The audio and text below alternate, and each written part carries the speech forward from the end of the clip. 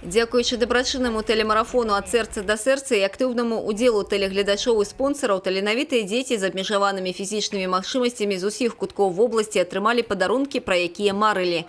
Але наведаць усе адрасы адначасова немагчыма. Таму мары працягваюць здзяйсняцца і зараз. З ганаровай місіяй мы завіталі да Роберта Захарана. Роберт, телерадиокомпания «Брест» и канал «Беларусь-4» также хочет тебе подарить небольшие подарки. И мы надеемся, что все эти подарки и участие в акции поможет тебе стать настоящим спортсменом, сильным, ловким и умелым.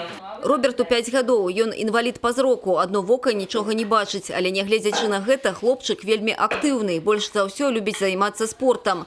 Таму кніжкі, цацкі і настольныя гульні – гэта адно, але сапраўдная мара Роберта, якая здзейснілася дзякуючы брэсцкаму гандбольнаму клубу імя Мяшкова, гэта хатні спартыўны комплекс. Вы знаете, эмоции просто переполняют. Вообще настолько приятно, настолько позитивно все. Мы не ожидали таких вот подарков.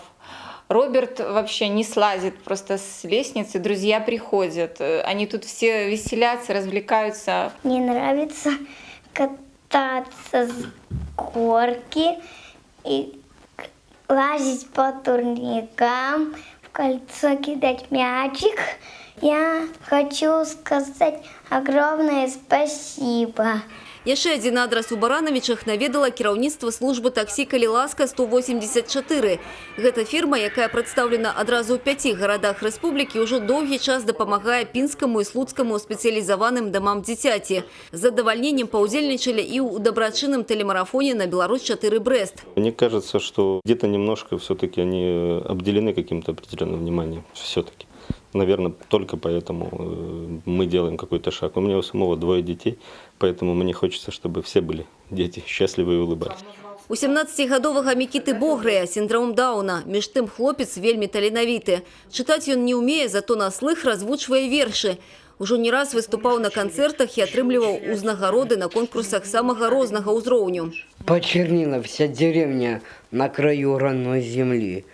Это черный цвет Чернобыль, а Чернобыля черно. Адной з мараў Мікіты, пра якую ён расказваў падчас тэлемарафону, была кніга з незвычайнымі філасофскімі вершамі.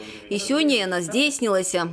Я очень рад, что вы подарили книги.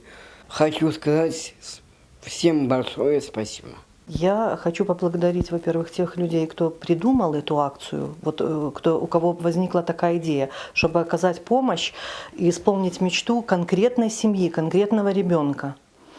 Вот. И хочу, естественно, поблагодарить всех тех людей, кто отозвался. Між тым кіраўніцтва таксі «Калі ласка» заахвоцілася ідэяй і далей падтрымліваць баранавіцкае грамадскае аб'яднанне дзяцей з сіндромам Дауна «Ты не адзін», якое 10 гадоў таму стварыла маці Мікіты.